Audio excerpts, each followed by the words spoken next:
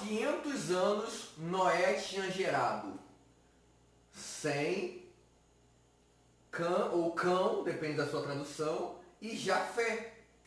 Sem, Cã e Jafé. Essa é a primeira referência aqui dos filhos de Noé, da geração de Noé. E Noé, olha que diz no verso 9. Esta é a história da família de Noé. Noé era homem justo, íntegro, entre o povo da sua época. Ele andava com Deus. Qual foi o outro homem aqui que andou com Deus? Enoque. Enoque foi conhecido por andar com Deus. Então Noé e sua geração, aqui vai falar, Noé gerou 3 filhos, Sem, Cã e Jafé. Então, Noé é conhecido na sua geração, no meio da perversidade da humanidade, como aquele que anda com Deus, com aquele que não se corrompe com o mal da sua geração, com aquele que, mesmo diante da humanidade, se relaciona com Deus. E ele gera esses 3 filhos, Sem, Cã e Jafé, que nós vamos ver lá na frente, versos de número... Aqui vem falando, né? Jafé vai gerar, capítulo 10, de 2 a 5, os jafetitas. Cã vai gerar os canitas, está lá no capítulo 10, de 6 a 20. E Sem vai gerar os semitas, capítulo 10 de Gênesis, de 21 a 32 e 11, de 10 a 27. A gente vê que a geração de Sem vai ser uma geração muito grande.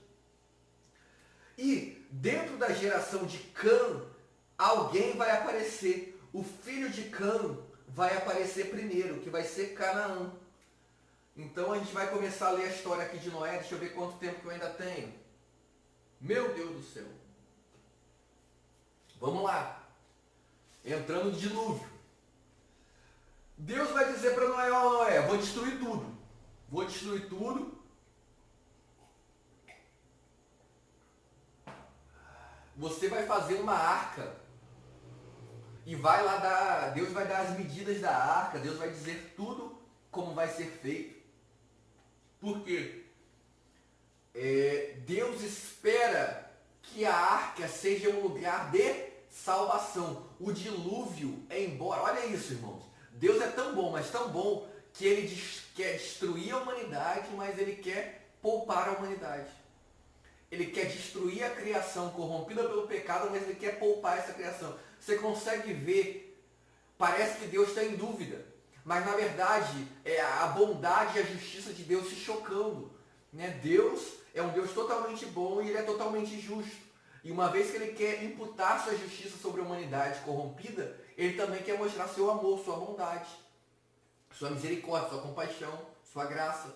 Então, em parte, ele quer punir, matando, destruindo a humanidade, destruindo a criação, mas também quer poupar. E a arca, embora muitos apontam a igreja como sendo a arca, né, principalmente isso é uma linguagem figurada, uma simbologia, né, uma tipologia, principalmente usada pela igreja católica. Nós temos que ter muito cuidado com isso, porque quando a gente fala que a igreja é a arca, a gente usa aquela frase, né? Não sei se é de Lutero, de quem fala, né? Que fora da igreja não há salvação. Isso aí pode ter 2 interpretações. Hoje a gente está tendo uma nova visão do que é ser igreja. Mas por muito tempo a gente identificou a igreja como sendo o templo. Então, fora da arca não há salvação. E as pessoas aplicam isso dizendo, olha, fora da arca a morte. Né? As pessoas estão morrendo fora da arca. A arca é a igreja, então Noé e sua família estavam dentro da arca, dentro da igreja, e ali houve salvação. Mas interessante que Deus dá uma especificação clara, que a arca seja feita de betume. E betume, se você estuda um pouco da época de Jesus, é exatamente a madeira que vai ser utilizada, o betume. Vem de expiação. Vai ter na madeira utilizada na cruz de Cristo. Ou seja, a cruz, a arca representa a cruz, porque a cruz é uma condenação para aqueles que não têm a Deus, porque eles irão para o inferno, estarão totalmente separados de Deus, mas é uma salvação para aqueles que creem no Filho de Deus. Para todos aqueles que creem em Jesus, a cruz é salvação, mas para os que não creem é perdição, é condenação. Então, a arca aqui aponta para a cruz, aponta para Jesus. Então, Noé é um personagem importantíssimo na história, porque ele está agora finalizando um ciclo. E Noé e sua descendência vão ser aqueles que vão dar a esse sentido à nova criação, porque Deus vai falar, e aqui tem muita coisa para a gente falar, mas eu vou tentar ser bem rápido, para a gente continuar, né? Deus vai mandar, né? A gente conhece a história, a terra está corrompida, cheia de violência, e Deus fala, Noé, prepara uma arca. Prepara onde as pessoas vão poder se salvar, e você vai separar um casal de cada animal, macho e fêmea, e vai colocar dentro da arca. Isso está lá no verso de número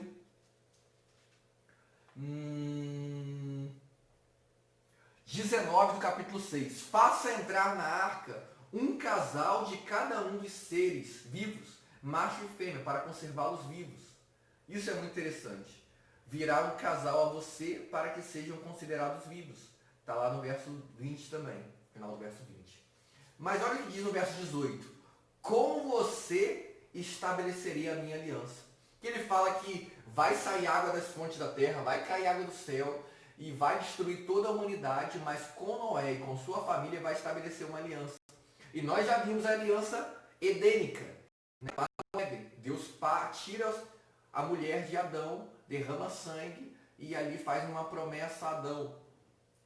Com a aliança adâmica, depois que o homem peca, Deus mata um animal, ou seja, substituindo um homem que deveria ser morto por causa do pecado, tira a pele do animal e veste o homem com essas peles, simbolizando que o homem diante de Deus não está nu, mas não por causa de sua própria justiça, não por causa do que ele fez, suas próprias obras, porque ele tenta fazer para si folhas de figueira, roupas feitas de figueira, e isso não resolveria. Deus diz, só o que eu posso fazer, só eu matando é capaz de substituir você.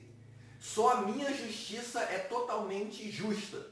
Só a minha justiça é perfeita e capaz de te salvar da condenação do pecado. Então, aqui Deus faz uma promessa a Noé, que também vai estabelecer uma aliança com Noé. E olha o verso 22 do capítulo 6. E Noé fez tudo exatamente como Deus lhe tinha ordenado. Capítulo 7 começa. Então o Senhor disse a Noé, entre na arca você e toda a sua família, porque você é o único justo que encontrei nessa geração. E aqui, irmãos, isso é muito interessante. Noé, olha isso. Noé não fala que Sem, Cã e Jafé são justos. Que as esposas de Sem, Cã e Jafé são justas. Que a mulher de Noé é justa. Mas um representante aqui, Noé, representando a justiça divina, ele é encontrado justo em meio a uma geração perversa. E ele é poupado. E ele vai ser o pai de uma nova geração, se é que eu posso dizer assim. Ele vai ser o originador de uma nova criação. A nova criação vai ser a partir de Noé, porque agora tudo que Deus criou vai ser destruído. Então, observe isso. Noé é justo e por causa desse homem justo, sua geração é preservada. E aqui é muito forte. Quando nós andamos com Deus, quando nós buscamos a Deus, nossa geração é preservada. É claro que tem pessoas que vão viver uma vida longe de Deus, mesmo sendo filho de crente, neto de crente, bisneto de crente, tataravô de crente. Mas a geração dessas pessoas será preservada não por causa deles, mas por quem nós somos. Quando nós formos aqueles que andarmos com Deus, a nossa casa, a nossa geração será guardada pelo Senhor, para que eles tenham oportunidade de se arrepender, de se deixar o pecado e viver uma vida com Deus. Então a vida deles, a geração deles será guardada. E aqui, irmãos, entra em uma aparente contradição, um paradoxo. Nós não cremos que a Bíblia tem contradição, nós cremos que a Bíblia é perfeita. Mas olha o verso 2.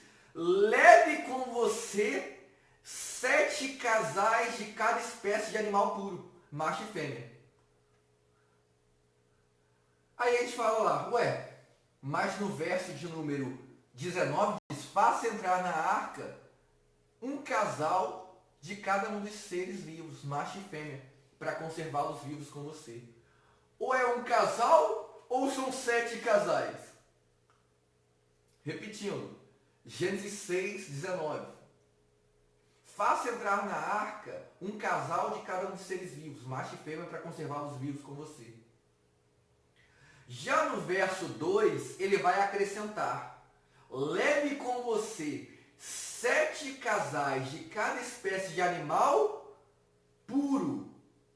Porque, como eu disse, 7 aqui fala de perfeição. Também fala de, claro, ele precisaria de animais puros para oferecer sacrifícios. Então ele precisaria de maior quantidade. Macho e fêmea e um casal de cada espécie de animal impuro. Macho e fêmea. Ou seja, os animais puros, que lá em Levíticos vai ficar muito claro, né?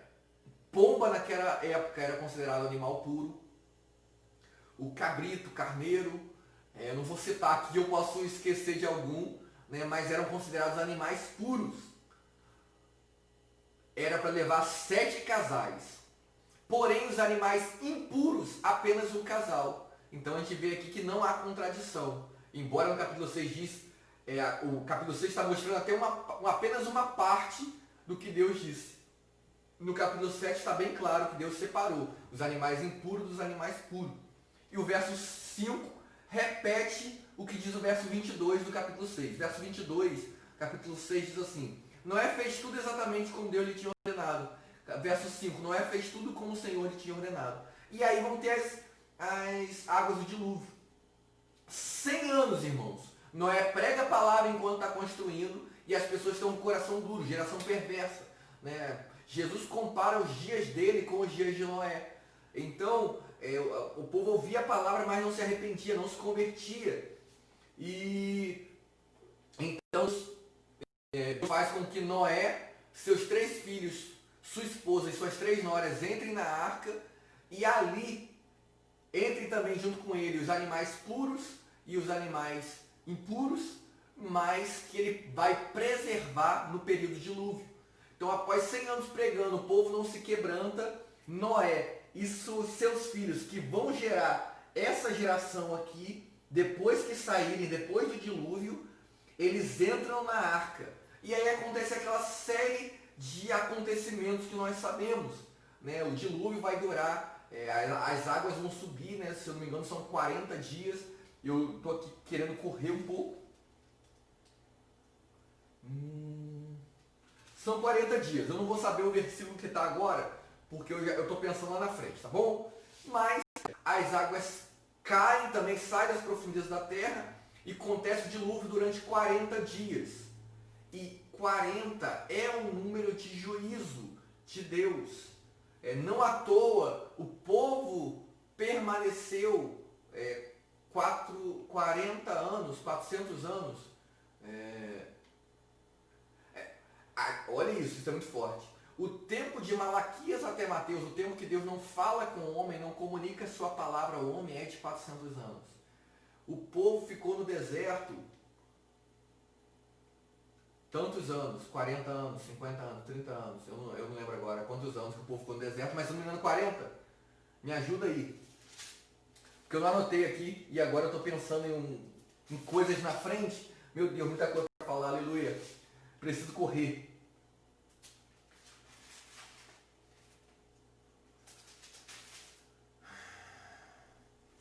Aí fala que muita coisa, sobre 40, sobre 400, tem coisa aqui escrito que eu não vou ler porque eu não tenho tempo.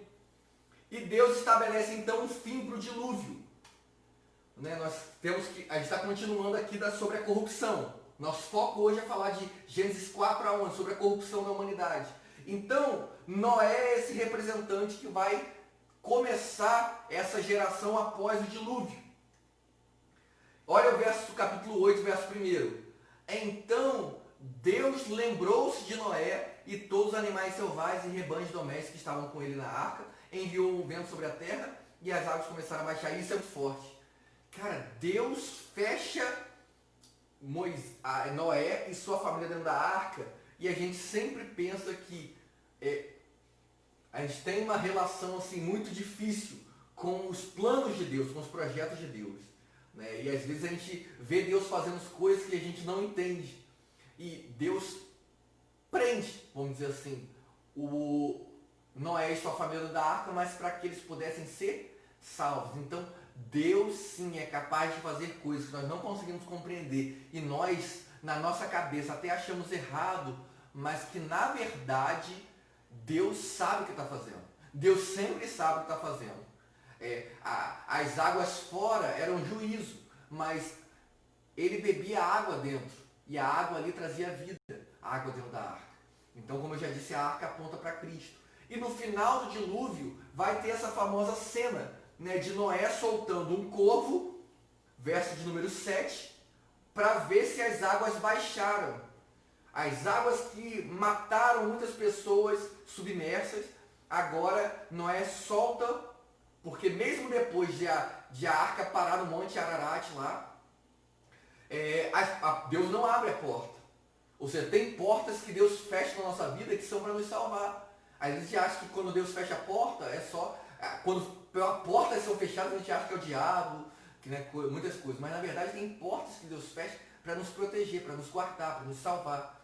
E quando ele para no Monte Ararat, as portas não se abrem imediatamente, porque tem água, e a água poderia entrar e matar, né? Existiam 3 compartimentos na arca, mas a altura que a água subiu, ela poderia encher todos os compartimentos e matar os seres terrestres que estavam ali.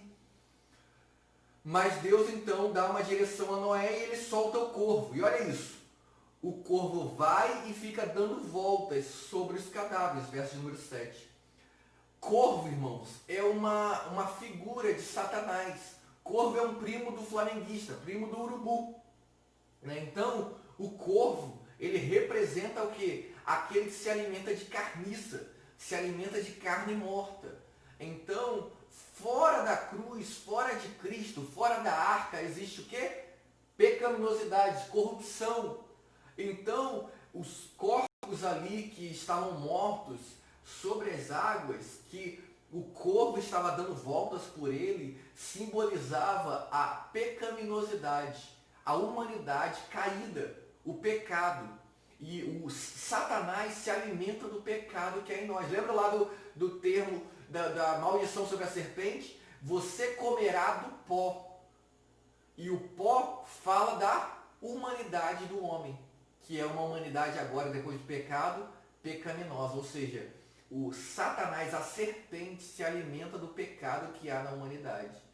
E agora esse corvo dá, ali ele se sente em casa, porque tem muitos corpos, e ele fica dando voltas sobre esses corpos.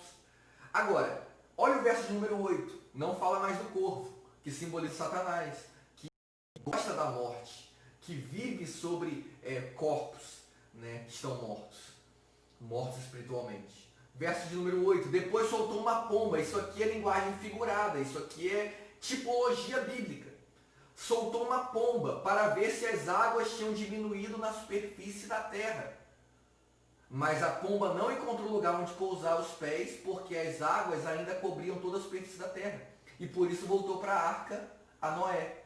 Ele estendeu a mão para fora, apanhou a pomba e trouxe-a de volta para dentro da arca.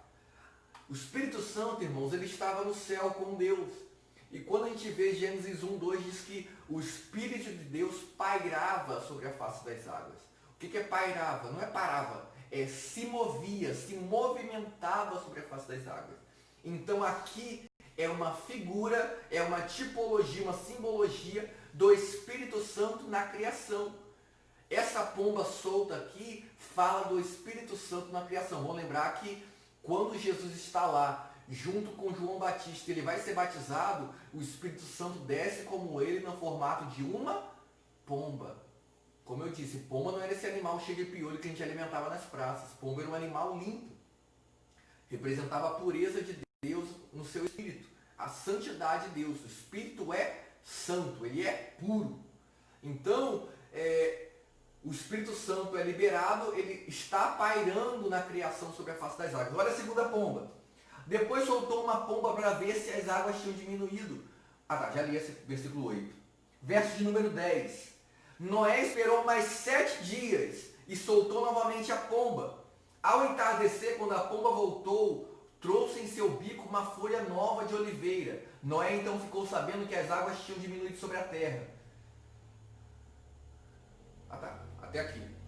Então, essa segunda pomba que é enviada, a segunda vez que a mesma pomba é enviada, ela representa o Espírito Santo no Antigo Testamento. Primeiro nós falamos do Espírito Santo, a primeira vez que ela vai e volta é o Espírito Santo na criação. A segunda vez fala do Espírito Santo no Antigo Testamento, porque a unção é uma capacitação espiritual para o desempenho de uma função. E no Antigo Testamento, reis, profetas e sacerdotes eram ungidos. Eles eram capacitados pelo Espírito Santo de Deus a desempenhar a função sacerdotal, a função real e a função de profeta, função profética. Então eles eram ungidos pelo Espírito. O óleo da unção, o azeite aqui, né, ele traz no seu bico, uma folha nova de oliveira, representando a unção. A oliveira é de onde saía o azeite que ungia as pessoas. Ou seja, fala da unção do Espírito Santo, fala do Espírito Santo no Antigo Testamento. Porque no Antigo Testamento o Espírito Santo vinha sobre as pessoas, ungia, mas era uma capacitação. Ou seja, a capacitação ele vinha sobre e capacitava, mas ele não habitava em. Ele não tabernaculava, como vai dizer lá João. Então ele vinha sobre e capacitava os homens, mas voltava para Deus. A gente vai ver, né? Sansão é aquele que ele era cheio da presença e depois ele não tinha mais. A gente vai ver aí homens que eles eram possuídos, vamos dizer assim. Podemos dizer que a gente acha que a gente só pode ser possuído pelo espírito maligno. Mas as pessoas eram possuídas pelo Espírito Santo, mas depois daquilo que acontecia, o Espírito Santo voltava para Deus. E olha a terceira vez, verso de número 12. Esperou ainda Noé outros 7 dias, e de novo soltou a pomba, mas desta vez ela não voltou. A primeira vez que a pomba é solta, ela fala do Espírito Santo na criação. A segunda vez em todo o Antigo Testamento. E a terceira vez fala de Pentecostes. Quando o Espírito Santo desce em Pentecostes, diz que Jesus vai profetizar antes dele morrer, que eu estarei convosco todos os dias até a consumação dos séculos. Mas ele estava falando dessa forma sobre o Espírito Santo.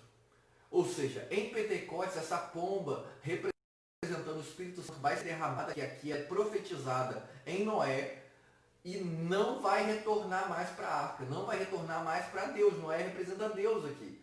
Não vai retornar para Deus, porque enquanto o homem estiver na terra, enquanto Cristo não voltar para buscar a sua igreja, o Espírito Santo vai estar habitando com ele. Pegou isso? Nós vamos continuar. E olha que forte, irmãos. Verso número 18. Noé saiu da arca com sua mulher e seus filhos e as mulheres deles, com todos os grandes animais pequenos que se movem rente ao chão e todas as aves. Tudo se move sobre a terra, saiu da arca, uma espécie após a outra. Verso 20. Depois Noé construiu um altar dedicado ao Senhor e tomando alguns animais e aves puros. Lembra que eu disse que ele levou animais puros conforme a ordem do Senhor e ofereceu-os como holocausto, queimando-os sobre o altar.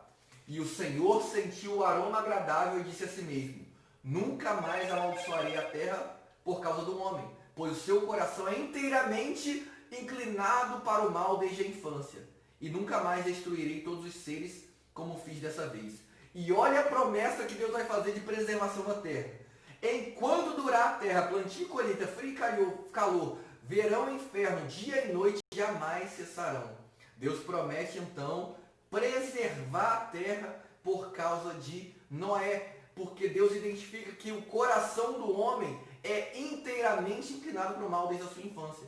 Mas Noé, a oferta de Noé, essa foi a diferença da oferta de Abel e a oferta de Caim. A oferta de Abel subiu com um aroma agradável diante do Senhor, porque foi uma oferta de holocausto, queimada diante do Senhor, diferente da oferta de cereais, que também era uma oferta daquela época. Tinha a festa das colheitas, onde as pessoas levavam os cereais, mas não era o que Abel e Caim estavam fazendo. Quando eles foram diante do Senhor, na oferta de comunhão, oferta de holocausto, eles deveriam levar algo que deveria ser sacrificado e queimado diante do Senhor. Pegou? Capítulo de número 9. Deus vai profetizar e abençoar a família de Noé. Olha isso, verso 3. Tudo que vive servirá de alimento para vocês. Assim como lhe dei os vegetais, agora lhe dou todas as coisas. Ou seja, aqui Deus permite que o homem também coma da carne animal, mas não permite que o homem coma carne com sangue, porque sangue é a vida do animal. E só Deus pode tirar a vida, então nós não podemos comer daquilo que representa a vida do animal. Então Deus não permite que o homem coma do animal. Olha o verso 12 do capítulo 9. Deus prosseguiu: este é o sinal da aliança que estou fazendo entre mim e vocês. Falamos da aliança edênica, aliança adâmica. Agora falamos da aliança noética ou noaica.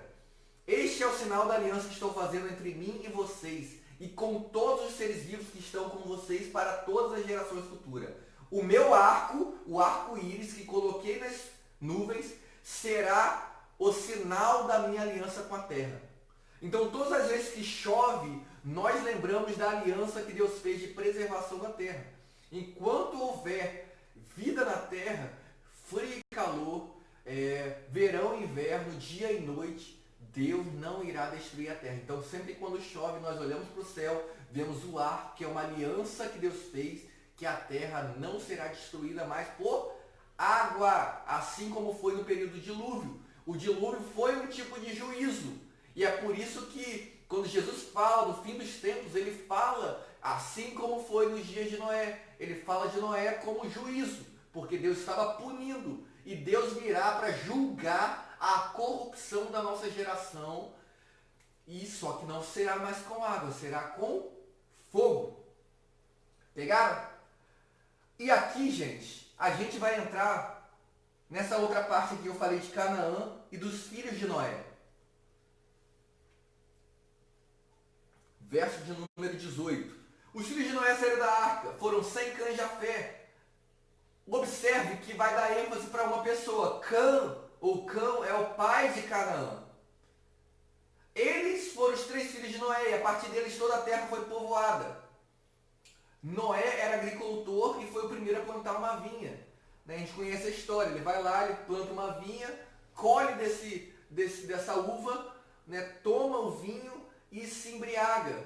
E deita-se nu. Cã vai lá, vê a nudez do seu pai e ainda fala para os seus irmãos. E aqui está um princípio espiritual muito, muito forte.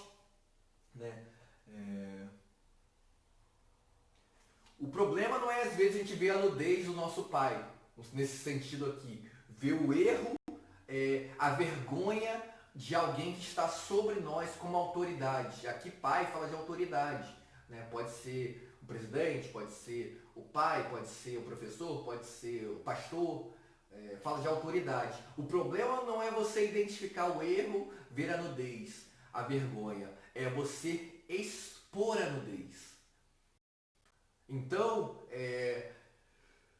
enxergar o pecado, enxergar a fraqueza não é pecado, mas você expor a fraqueza, você envergonhar, você está indo contra um princípio divino, que é destituir a autoridade que Deus colocou sobre a vida de alguém. Porque quando você expõe a ferida, você expõe alguém, você está retirando a autoridade. As pessoas não vão olhar para ela, porque vão olhar a partir do seu olhar, a partir do que você viu, a partir do que você falou sobre aquela pessoa. Então, muitas das vezes, Deus nos prova assim. Nós vamos enxergar muitas coisas. Tem um texto muito forte que diz que Moisés está no alto do povo, o povo está brigando lá embaixo, e Moisés levanta os braços, só que ele está muito cansado, então ele levanta e logo abaixa. Mas sempre que ele mantém levantado, o povo de Deus vence contra o povo inimigo. E 2 homens se colocam debaixo dos braços de Moisés, segurando. Ou seja, quando você se coloca sobre os braços de alguém, naquele tempo não tinha desodorante. Então ele sentia o odor, sentia a sujeira, né? Via o cansaço, via a fraqueza, via tudo que não deveria ver. Se colocava debaixo, se submetia para que o povo de Deus vencesse. Que princípio é esse? Nós precisamos estar dispostos a, mesmo diante da fraqueza do outro, nós nos colocarmos como apoio para que o povo de Deus continue caminhando. Não estou dizendo aqui que é para você defender pastores que são abusadores, pessoas que abusam do poder. Não estou dizendo isso. Mas nós não temos autoridade para destituir aquilo que Deus instituiu. Então nós devemos ter muito cuidado quando nós falamos de uma autoridade, quando nós nos dirigimos a uma autoridade, mas principalmente quando nós falamos dela sem estar na presença dela. Então tem muitos filhos pecando contra seus pais, membros pecando contra seus líderes, contra seus pastores, funcionários pecando porque estão expondo a nudez. E eu preciso continuar, porque aqui é um princípio muito forte que eu precisava falar. E vão vir os dois irmãos, Sem e Jafé, que vão trazer a capa e vão tampar a nudez do seu pai. Mas quando Noé acorda, ele fica sabendo o que aconteceu, olha o que ele fala. Ele não amaldiçoa Cã. Ele amaldiçoa Canaã. Verso 25. Diz, maldito seja Canaã, escravo de escravos seja para seus irmãos. Disse ainda, bendito seja o Senhor, Deus de Sem, e seja Canaã seu escravo. Amplie Deus o território de Jafé, habite nele as tendas de Sem, e seja Canaã seu escravo. E depois do dilúvio, Noé viveu 350 anos, ao todo 950, viveu ao todo 950 e morreu. E aqui no capítulo de número 10, nós vamos entrar sobre a origem dos povos. Exatamente o povo que vai povoar, ficou ótimo, né? Os homens e mulheres que vão povoar a terra, né, depois do dilúvio. Olha o que diz aqui, verso de número... A gente já leu isso aqui, vamos voltar aqui rapidamente. Verso de número 2... Perdão. Verso de número... 9. 9, isso. Não. Não sei.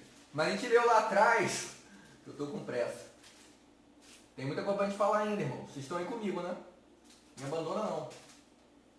Estou quase lá.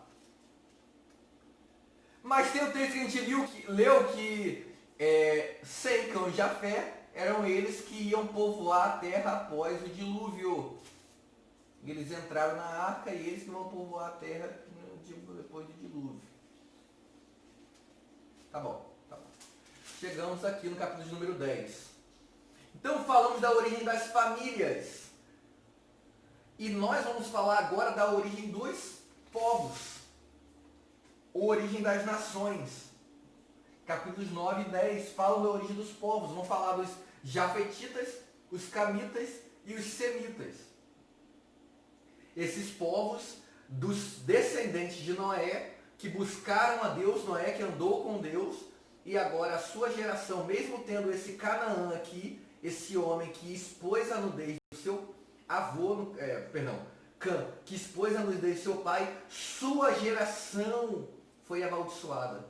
Quando Deus, através de Noé, amaldiçoa Canaã, está dizendo, assim como o justo preserva a sua geração é guardada, também aquele que não é justo, aquele que é injusto, aquele que é pecador, aquele que desonra, aquele que destitui a autoridade, a sua geração também é amaldiçoada. Percebe isso? Uma vez que o justo preserva a sua geração, o injusto também pune sua geração.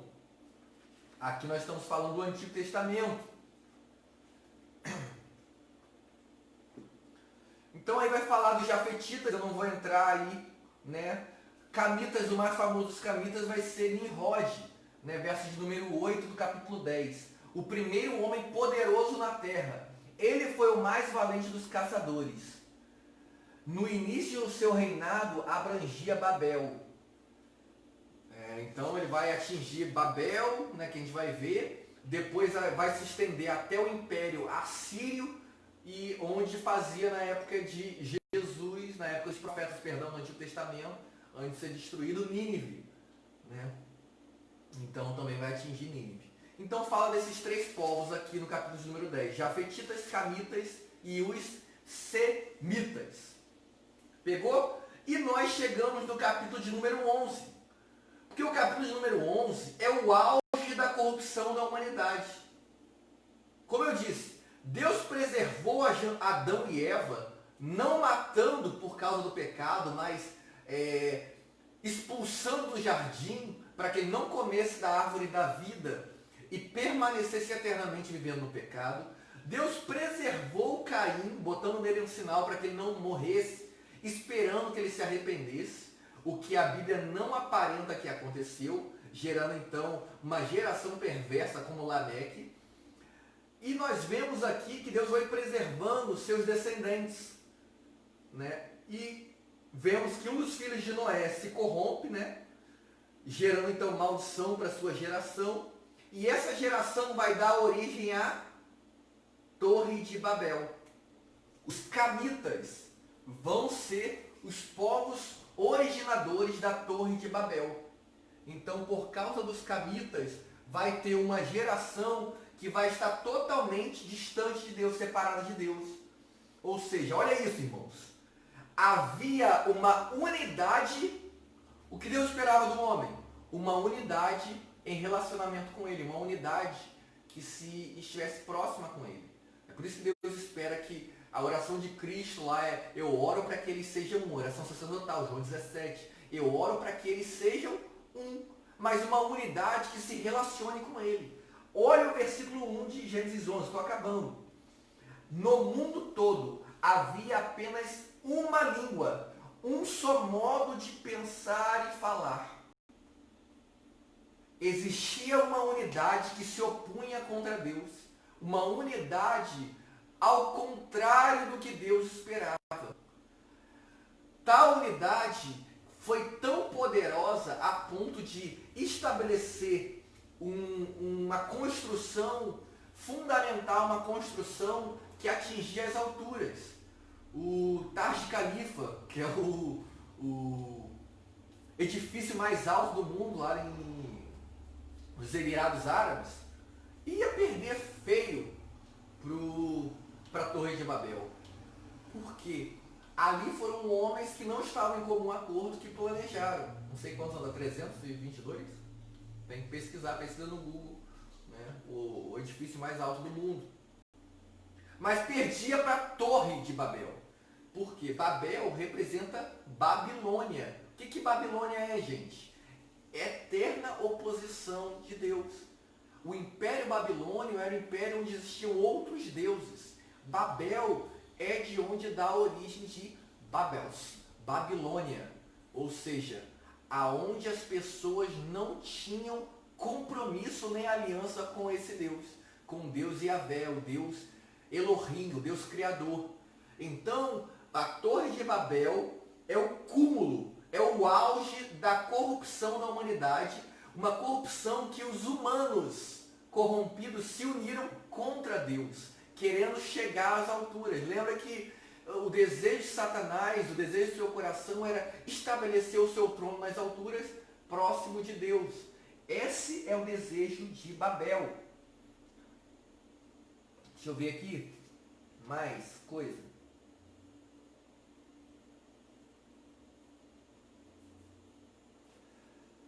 E aí, olha o verso 6. O Senhor disse: eles são um só povo e falam uma só língua, e começaram a construir isso. Em breve nada poderá impedir o que planejam fazer. Então Deus vai descer e Deus vai criar os idiomas. Por quê? Deus vai confundir as línguas, e é por isso que hoje a gente está aqui falando português. Tem pessoas que falam inglês, chinês e tantas outras línguas aí ao redor do mundo. Espanhol, línguas famosas, né? Por quê? Porque Deus viu que a unidade ali era uma unidade perversa, uma unidade corrupta, uma unidade contra a realidade de quem ele era. E aqui a partir do verso 10 vai dar ênfase novamente a essa geração de Sem. A geração de Sem, os semitas. E olha o verso de número 9. Por isso foi chamada Babel, porque ali o Senhor confundiu a língua de todo mundo. Dali o Senhor espalhou por toda a terra. Então Deus cria e espalha as nações, cria as famílias, né, como nós vimos, cria os idiomas e o espalha por todos os povos, por todas as nações da terra. E nós vamos ver que, principalmente os descendentes dos filhos de Noé, cada um vai para uma geração, vai para um lugar. E a geração de Sem, os semitas, é que vão dar origem à família de Abrão, ou a família de Terá, que é uma família onde Deus vai estabelecer também a sua aliança. Então, basicamente, é até aqui que nós vamos hoje, né? Nós já falamos da aliança edêmica, adâmica, edêmica do Éden, adâmica de Adão e noética ou noaica de Noé. Falamos dos períodos das origens. Né? Dentro das origens, nós falamos da origem do universo, capítulo número 1 de Gênesis, a origem da humanidade, capítulo número 2, pecado e redenção, capítulo número 3, capítulos de 4 a 8 falando das origens das famílias, 9 e 10 falando da origem das nações, origem dos idiomas, e o último origem é que Deus vai fazer a origem do povo de Israel, no capítulo 12, onde a gente começa o segundo período. O segundo período do Antigo Testamento, mas o primeiro período é o período das origens. O segundo período, a partir de Gênesis 12, é a última parte dos períodos das origens, que é a origem de Israel, mas também inicia o segundo período, que é o período dos patriarcas. Então, nós vamos encerrar por aqui e na semana que vem, nesse mesmo canal, nesse mesmo horário, nós nos encontramos para continuar compartilhando sobre os patriarcas. Então, nós vamos ver basicamente sobre Abraão, Isaac, Israel e José. Tá bom, queridos? Deus abençoe vocês.